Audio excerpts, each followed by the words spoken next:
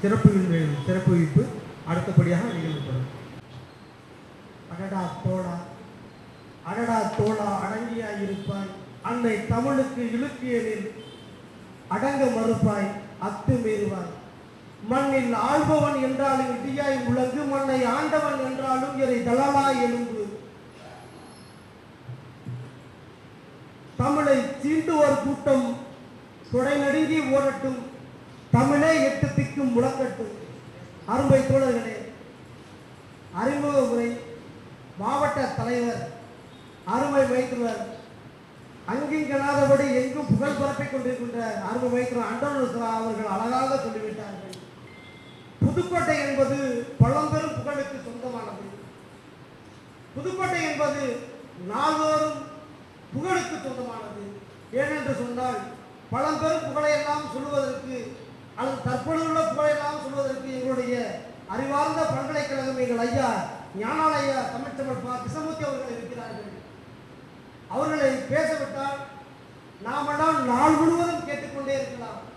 ஆனால் அந்த பழம்பெருமைக்கு நான் செல்லாமல் சில விஷயங்களை உங்களுடன் நான் போட்டிட்டு காட்ட ஆசைப்படுகின்றேன். புதுக்கோட்டை என்று தனியான ஒரு அங்கீகாரம் அடையாளம் எப்போதுமே உண்டு. ஒரு 7ஆம் வகுப்பு 8ஆம் வகுப்பு மாணவிக்கு நாசாவிலே இடம் கிடைக்கிறது செல்வதற்கு. அதற்கு தேவையான நிதியுதவி வேண்டும் என்று வருகின்ற பொழுது ஒவ்வொருத்தராக கொடுத்து கொண்டிருக்கிறார். நாம இருந்தால் கொடுக்க வாங்கி நம்முடைய சட்டப்பைகளை வைத்துக் கொள்வோம், புதுக்குள்ள பணங்கள்லாம் வைத்துக் கொள்வோம். ஆனால் அந்த குழந்தையை சொல்கிறது, எனக்கு இதுவரை கொடுத்த பணமெல்லாம் போதும், இனிமேல் தருவது என்று சொன்னால் எங்கள் ஊர் குழந்தைகளுக்கு, பெண் குழந்தைகள் கழிப்பறை இல்லாமல் சிரமப்படுகிறார்கள், எங்கள் பெண் குழந்தைகள் கழிப்பறை கட்டி கொடுங்கள் என்று சொல்லி ஒட்டுமொத்த இந்திய ஒன்றியத்தையே திரும்பி பார்க்க வைத்த பெருமை இந்த புதுக்கோட்டைக்கு உண்டு. அந்த பெருமைக்கு சொந்தக்கார பெண் பிறந்தது ஆதலக்கோட்டை ஜெயலட்சுமி பிறந்த மணி இந்த மண். இன்னொரு சிறுவன் தற்பொழுது தமிழகம் எங்கும் தமிழ்குறும் நல்லுலகம் எங்கும் புகழ் பாடிக் கொண்டிருக்கின்றான் விஜய் டிவியிலே. அவளை கேட்கிறார்கள், உனக்கு என்ன வேண்டும் என்று கேட்கிற பொழுது, நான் பிறந்த ஊர் புதுக்கோட்டை மாவட்டம் குறுக்கலையாப்பட்டி, எங்கள் பகுதியில் வாழக்கூடிய எங்கள் மக்கள் நல்ல தண்ணீர் கிடைக்காமல் 4000 கிலோமீட்டர் செல்வது போல சிரமப்படுகிறார்கள் என்று சொல்கின்ற பொழுது, இந்த புதுக்கோட்டைக்கெல்லாம் இங்கே உள்ளவர்கள் உதவி செய்கிறார்கள் இல்லையோ, இங்கே இருக்கக்கூடிய லாரன்ஸ் அவர்கள் 30 லட்சம் ரூபாய்க்கு குறையாமல் மதிப்பீடு செய்து ஒரு நல்ல தண்ணீரை கொண்டு வருகிறார்கள். அப்படி தனக்கு எது வேண்டாம், நான் பிறந்த மண்ணுக்கு வேண்டும் என்று அற்புதமான சிந்தனையை கொண்ட விஷ்ணு பிறந்த மண் இந்த புதுக்கோட்டை குறுக்கலையாப்பட்டி. அது மட்டுமல்லாது ஒவ்வொரு நாளும் பத்திரிகை செய்திகளை பார்ப்போம், இலக்கிய நாளேடுகளை பார்க்க சொன்னால் அருமைக்குள்ள ஸ்டாலின் சரவணாக இருக்கட்டும், அருமைக்குள்ள அண்டனூர் சுராவாக இருக்கட்டும், சாமி கிருஷ்ணாக இருக்கட்டும், காசாவை கருணாக இருக்கட்டும், எந்த பத்திரிகையிலாவது புதுக்கோட்டை மண்ணை சார்ந்தவர்கள் இல்லாத எந்த இலக்கிய ஏடுகளுமே கிடையாது என்ற பெருமை இந்த புதுக்கோட்டைக்கு உண்டு. அப்படியானால் புதுக்கோட்டை என்பது தொன்று தொட்டு தொடர்ச்சியாக புகழ்கோட்டையாக, புகழின் அடையாளமாக தனக்கான ஒரு தனித்தொரு மணிமகுடத்தை தக்க வைத்துக் கொண்டே இருக்கின்றது என்பதுதான் உண்மை. புதுக்கோட்டைக்கு எப்படி நாமெல்லாம் வியந்து பார்க்கக்கூடிய வகையில் தமிழ்ச்செம்மல் ஐயா ஞானாலயா பா. கிருஷ்ணமூர்த்தி மற்றும் துணைவியார் டோரதி கிருஷ்ணமூர்த்தி அவர்களை வியந்து பார்க்கின்றோமோ, அதே போல நான் வியந்து பார்க்கக்கூடிய ஒரு தம்பதியினர் ஐயா கோமா கோவிந்தம் அவர்கள், அம்மா ராஜேஸ்வரி கோவிந்தம் அவர்கள் இருக்கிறார்கள். அவர்களையும் வருக வரையிட்டு தலைவணங்கி வரவேற்கின்றார்கள். ஏனென்று சொன்னால் அம்மா அவர்கள் நான் சிவகாசிக்கு ஒரு பயிற்சி முகாம் சென்றிருந்த பொழுது மிகவும் ஆதங்கப்பட்டு பேசினார்கள். ஏன் என்று சொன்னால் அந்த ஆதங்கத்தின் வெளிப்பாடு என்னென்று சொன்னால், இந்த தமிழ் சமூகம் மட்டுமல்லாது இந்த இந்திய ஒன்றியம் முழுவதுமே பெண்களுக்கான ஒரு சரியான ஒரு அங்கீகாரத்தை அளிக்கவில்லை என்பதை தான் அவருடைய மன வெளிப்பாடாக இருந்தது. அவருக்கு 4-5 மொழிகள், நமக்கு தமிழ் மொழியே தடுமாற்றமாக இருக்கின்ற காலத்தில் 4-5 மொழிகள் தெரியும்.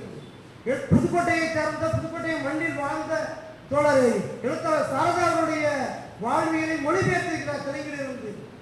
அதனால்தான் நமக்கு தெரிந்திருக்கிறது. அப்படி தமிழ், தெலுங்கு என்று ஒரு 5-6 மொழிகள் தெரியும் அம்மா அவர்களுக்கு.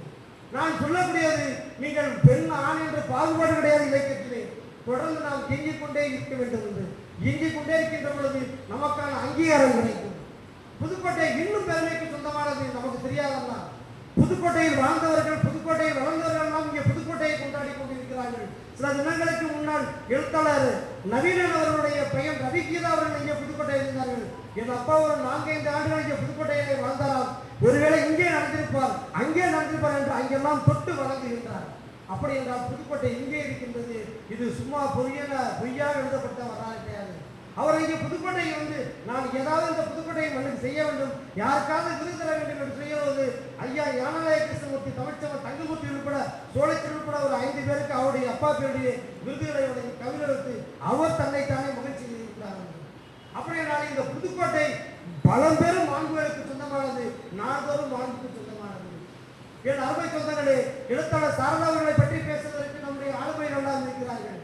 ஒரு சின்ன விஷயம் தான், குறைந்த காலத்தில் வாழ்ந்து மாபெரும் ஆளுமையாக வாழ்ந்தவர்கள் மகாகவி பாரதி, எழுத்தாளர் சாரதாவர்கள் சொன்னார். குறுகிய காலம் தான், 24 பிறந்து 45 இறந்து விடுகிறார். ஒரு 10 ஆண்டு காலம் தான் எழுத்தாளர் சாரதாவர்கள். ஒரு 10 ஆண்டு காலத்தில் 10-12 ஆண்டு காலத்துக்குள்ள எழுதி மாபெரும் வரலாற்றை சாதனை படைத்திருக்கிறார். தெலுங்கு பத்திரிகையில் கூட இன்றைய செய்தி புதுக்கோட்டையில் சாரதா பற்றியது விழா நடத்தும் என்று தெலுங்கு பத்திரிகையில் வந்திருக்கிறது செய்தி லட்சுமிநாதன் அவர்கள் அனுப்பியிருந்தார்கள். அப்படி என்றால் புதுக்கோட்டையை பற்றி இந்திய ஒன்றியம் முழுவதும் பேசிக் கொண்டே இருக்கிறது, நாம் தான் கண்டுகொள்வதே இல்லை.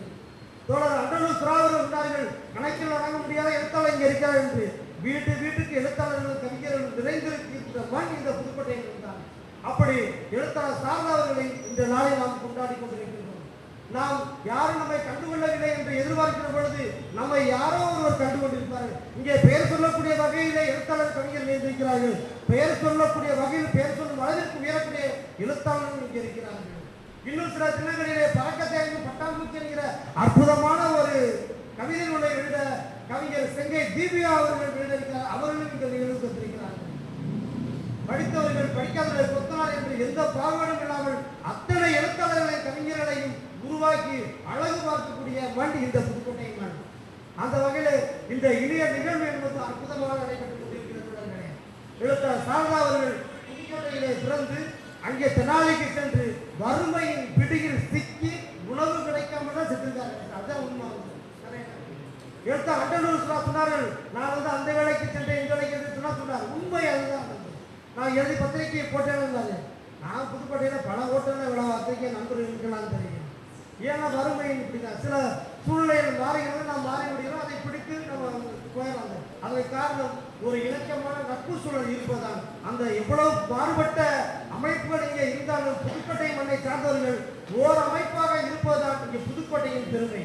எத்தனையோ இலக்கிய அமைப்புகள் இருக்கிறது, அனைத்து இலக்கியங்களும் ஒரே இதயமாக செயல்படுவதுதான் புதுக்கோட்டையினுடைய மாண்பு. இங்கே புதுக்கோட்டையில் இந்த நடக்கக்கூடிய இந்த நிகழ்வில் ஜனமித்திரன் இதழை பற்றி பேசுகிறார்கள். 100 ஆண்டு என்ற ஜனமித்திரன் நம்முடைய சமஸ்தானத்தில் எழுதப்பட்டிருக்கிறது. அதை பற்றிலாம் ஐயா நிறைய பேசுவார். தமிழ்ச்சவர்கள் ஐயா ஞானநாய கிருஷ்ணமூர்த்தி பேசுவார்கள். ஏன் தடை செய்யப்பட்டது? அரசாங்கத்தை பற்றி ஏற்றி விட்டு நடவடிக்கை.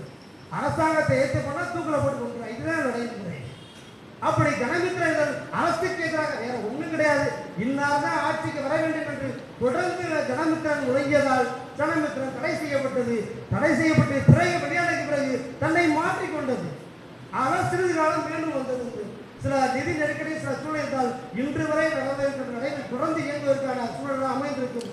அன்றைய காலத்தில் அது வந்ததே பெரிய விஷயம். ஆனால் நம்முடைய பகுதியில், நம்முடைய சமாதானத்தில் ஜனமித்திரன் போன்ற இதெல்லாம் வந்திருக்கிறேன் என்று சொன்னால் நாம் ஒரு முறை சென்று பார்க்க வேண்டும் என்று நீங்கள் நினைத்தால் அனைவரும் நீங்கள் சென்று பார்க்க வேண்டும். ஐயா ஞானகிருஷ்ணனுடைய அந்த அறிவு திருப்பி தான் நாம் அனைவருமே சென்று பார்க்க வேண்டும். புதுக்கோட்டையில் இப்போ சொல்கிறார்கள், நான் இன்னும் அதை பார்த்தது இதை பார்த்தது. நான் சொல்லுங்க, எங்கே நீங்கள் போக வேண்டாம், நீங்கள் இங்கே ஞானாலய நூலகத்துக்கு போயிட்டு வாங்க. நீங்கள் உலக விஷயங்கள் எல்லாம் ஒப்பற்ற தரக்கூடிய ஒரு அறிவு களஞ்சியங்கள் இருக்குது, அங்கே ஒரு 10 நிமிஷம் போயிட்டு வாங்க என்று நான் சொல்லுவது. நிறைய தொழில்கள் தமிழ்நாடு முழுவதும் தொழில்கள் தொடர்பு கொள்வார்கள். நான் ஐயா தொடர்பு கொண்டு பேசி நான் தொந்தரவு இல்லை, வாய்ப்பு இருந்தால் நீங்கள் ஐயா போய் பாட்டு வந்திருக்கு அப்படின்னு. ஏன்னா எல்லோருமே தேடி பார்க்கிறார்கள் தொழில்களை. ஆனால் நீங்கள் எல்லாம் பார்க்க வேண்டும் என்று நினைத்தால் ஞானாலயை சென்று பாருங்கள். 4 நூல்கள் அற்புதமான நூல்கள் இருக்கிறது. தோழர் அண்டலூர் சுறாவருடைய பண்டிநாடு முதல் புதுகை வரை அற்புதமான நூல். நீங்கள் புதுக்கோட்டையை பற்றி தெரிந்து கொள்ள வேண்டும் என்று சொன்னால் நிறைய நூல்கள் இருக்கிறது. அது இல்லாத கூடுதல் தகவல் எல்லாம் அருமை தோழர் அண்டலூர் சுறாவர்கள் பண்டிநாடு முதல் புதுகை வரை என்கிற அந்த நூலை அற்புதமாக நிறைய தகவல் இருக்கிறார். நீங்கள் அனைவரும் வாசிக்க வேண்டிய ஒரு அற்புதமான நூல் இந்த நூல். அடுத்து இன்னொரு நூல் அழ கணேசன் அவர்கள். அவரை பார்த்தா பெரிய ஏரியாவில் காவேரி தாராமாக இருப்பார். முரட்டை மீசத்துக்கு அப்படியே இருப்பார். அவர் எண்ணற்ற நூல்களை எழுதி குவிப்பதற்காகவே காத்துக் கொண்டிருக்கிறார். வச்சிருக்கிறது கறிக்கடை. ஞாயிற்றுக்கிழமை ஆள் பயங்கரமாக பிஸி. ஆனால் கறிக்கடை கட்டி வைத்திருக்கிற நிலையில் பேனாவை வைத்து எண்ணற்ற நூல்களை எழுதுகிறார் என்று சொன்னால் உண்மையிலேயே தொழில்களை புதுக்கோட்டை கணேசன் போன்றவெல்லாம் தூக்கி உச்சி முகந்து பாராட்டி மகிழ்கிறது, விரல் பிடித்து தொடர்ந்து இயங்க வைக்கிறது என்பதுதான் உண்மை. கணேசன் அவர்கள் இளைஞனே உந்து சக்தி உன்னிடம் உள்ளது என்கிற நூலையும், காதல் கிரகணங்கள் என்கிற நூலையும், அனுபவ தழும்புகள் என்கிற நூலையும் அழகாக எழுதியிருக்கிறார்கள். இந்த நூலினை மீரா பதிப்பகம் அண்ணனுடைய சிலோங்க அவர்கள் வெளியீடு செய்திருக்கிறார்கள். அதில் இந்த அனுபவ தழும்புகள் என்கிற இந்த நூலில் ஒரு அற்புதமான ஒரு கவிதை நூல். கவிதை 40க்கு மேல் நாவை கட்டுப்படுத்திய போதும், 40க்கு மேல் நாவை கட்டுப்படுத்திய போதும், மிச்சப்படுத்திய பணத்திற்கு மேல் வைத்தியருக்கு கொடுத்து கொண்டுதான் இருக்கிறோம். 40க்கு மேல் நாவை கட்டுப்படுத்திய போதும், மிச்சப்படுத்திய பணத்திற்கு மேல் வைத்தியருக்கு கொடுத்து கொண்டுதான் இருக்கின்றோம் என்று சொல்கின்றார்.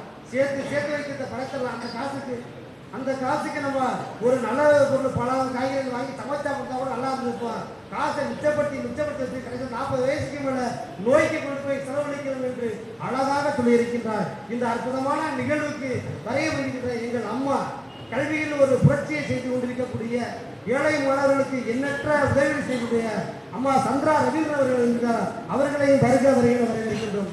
அன்பு சொந்தங்களே, நீங்கள் புதுக்கோட்டையில் பார்த்து வியக்கக்கூடிய பெரும் மனிதர்கள், பெரும் ஆளுமைகள் இருக்கிறார்கள். நான் ஐயா டாக்டர் ராமாசாமி சொல்வது, ஐயா எனக்கெல்லாம் ஒவ்வொரு நாளும் பயணிப்பதற்கே பயமாக இருக்கிறது என்று சொல்லுவேன். ஏனென்று சொன்னால் நீங்கள் நடக்கின்ற பாதையில் நாங்கள் நடந்துடும் அந்த பாதைகளுக்கு எந்த விதத்திலும் காயம் ஏற்பட்டுவிடாமல் நாங்கள் பயணிக்க வேண்டும். எங்களை பார்த்து எங்களுடைய பிள்ளைகள் பயணிக்க வேண்டும் என்று சொல்லுவேன். அதே போல பெரும் ஆளுமைகளாம் காலில் விழுந்து வழங்கக்கூடிய ஆளுமைகளாம் இந்த புதுக்கோட்டையில் வாழ்ந்து கொண்டிருக்கிறார்கள். தோழர்களே, புதுக்கோட்டையில் வந்தவர்கள் எல்லாம் அல்லது வாழ்ந்தவர்களெல்லாம் புதுக்கோட்டையை கொண்டாடி கொண்டிருக்கிறார்கள். என் அப்பா இங்கே வாழ்ந்தால் என் தாத்தா இங்கே வந்திருக்க மாட்டார் என்றெல்லாம் சொல்லக்கூடிய நிகழ்வுகளும் காலங்களும் இங்கே வந்து கொண்டிருக்கின்றது. அந்த அப்பேற்பட்ட புகழுக்கு சொந்தமான இந்த மண்ணில் தமிழ்நாடு கலை இலக்கிய பெருமன்றம் ஜனமித்திர நூற்றாண்டு நிகழ்வையும் எழுத்தாளர் சாரதாவுடைய நூற்றாண்டையும் அலமாரித்து இன்னொரு எழுத்தாளர் துவாரகா சாமிநாதன் சப்தக்கண்ணிகள் என்ற நாவலை வெளியிட்டிருக்கிறார். நீங்கள் எங்கு பார்த்தாலும் பரவலாக நம்ம பட்டியலாம் பார்த்தா தீப்பாஞ்சம்மன் ஒரு கோயில் கேள்விப்பட்டிருக்கலாம். இப்போ கூட்டி கழிச்சு நீங்க கணக்கு பார்த்தீங்கன்னாக்க ஒரு வரலாறு அழகாக சொல்லணும். அல்லது பொன்னலையம்மன் அப்படிங்கிற ஒரு இது இருக்கு.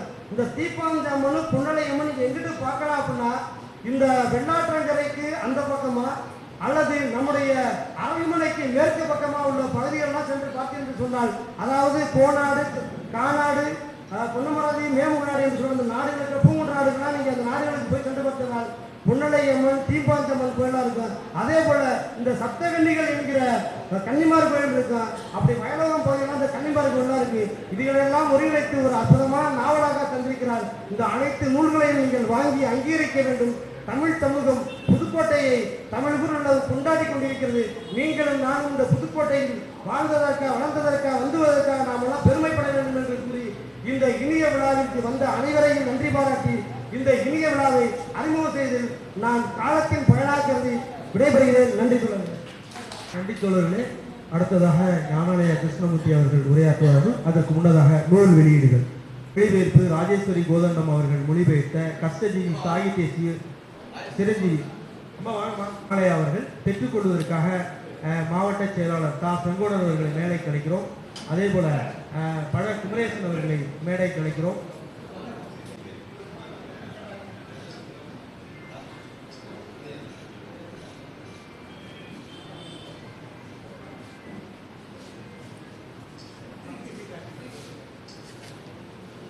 நன்றி தோழர்களே. அடுத்ததாக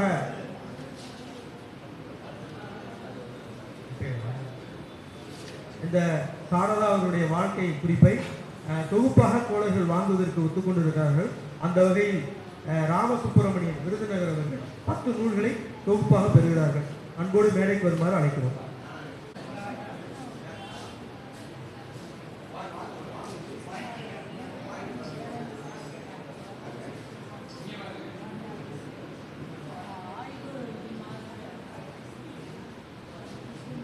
அம்பிகா அறக்கட்டளுடைய நிறுவனர் சந்திரா ரவீந்திரன் அவர்கள் 5 நூல்களை தொகுப்பாக பெறுகிறார்கள். சாரதா அவர்களுடைய வாழ்க்கை குறிப்பு நூல் 150 ரூபாய் விலை மதிப்புள்ள புக் இன்னைக்கு 100 ரூபாய்க்கு கொடுக்குறோம். தொகுப்பாக 5 புக்குகள் 500 ரூபாய், 10 புக்குகள் 1000 ரூபாய். தோழர் குணா அவர்களுக்கு நன்றி. அடுத்தபடியாக சந்திரா ரவீந்திரன் அவர்கள் 5 நூல்களை தொகுப்பாக பெறுகிறார்கள்.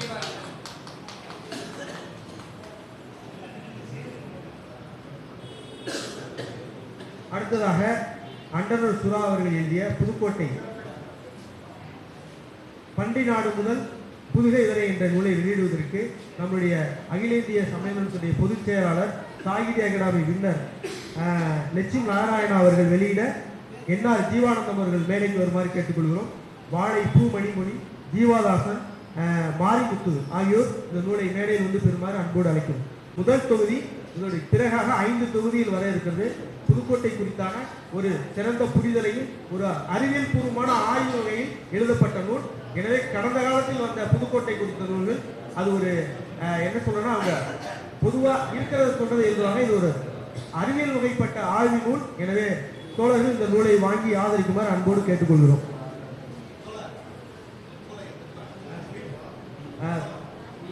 அம்பிகா அறக்கட்டளை சந்திரா ரவீந்திரன் அவர்கள் 2 நூல்களை பெறுகிறார்கள்.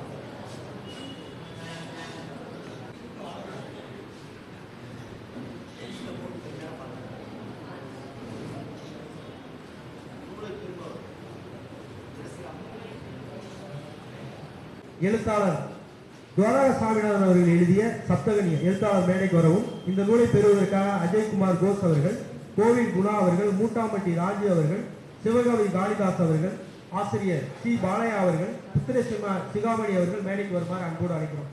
தெளிவாக மிக சிறப்பாக வந்திருக்கக்கூடிய இந்த நூல்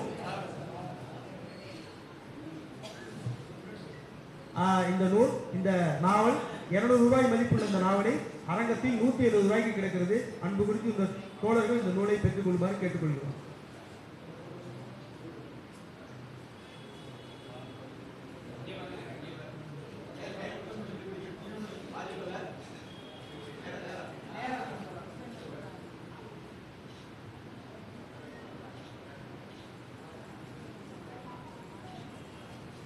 அடுத்ததாக கவிஞர் அழகு கணேசனின் 3 நூல்கள். தயவுசெய்து எழுத்தாளர் மேலைக்கு வரவும். அவர் பேசவே மாட்டாரு. ஆமா, கிட்டத்தட்ட 10 நூல்கள் எழுதியிருக்கிறாரு. இன்னும் 3 நூல்களுக்கான அதே மாதிரி சிறுகதையை எழுதக்கூடியவர் அழகு கணேசனுடைய 3 நூல்கள். அதை பெற்றுக்கொள்ள வெளியிடுவதற்கு தேசிய செயலாளர் TS நடராஜன் அவர்கள், அதே போல மாநில தலைவர் கங்கா அவர்கள், புதுகை பிலிம் சொசைட்டி இளங்கோவன் அவர்கள் இந்த நூலை பெறுவதற்காக கவிஞர் பாலசுப்ரமணிய பாரதி, மாநகர செயலாளர் கவிஞர் அடைக்கலம், கண்ணதாசன், ஆசிரியர் தங்கராசு, அறந்தாங்கி நகர செயலாளர் சிவகுமார், மாவட்ட குழு உறுப்பினர் பாண்டியராஜன் ஆகியோரை மேடைக்கு வருமாறு அழைக்கிறோம். அதே போல இந்த நூலை பெறுவதற்காக பேரூராட்சியுடைய பொறுப்பாளர் தமிழ்மான் அவர்களை மாதன் அவர்களை மேடைக்கு வருமாறு அன்போடு அழைக்கிறோம்.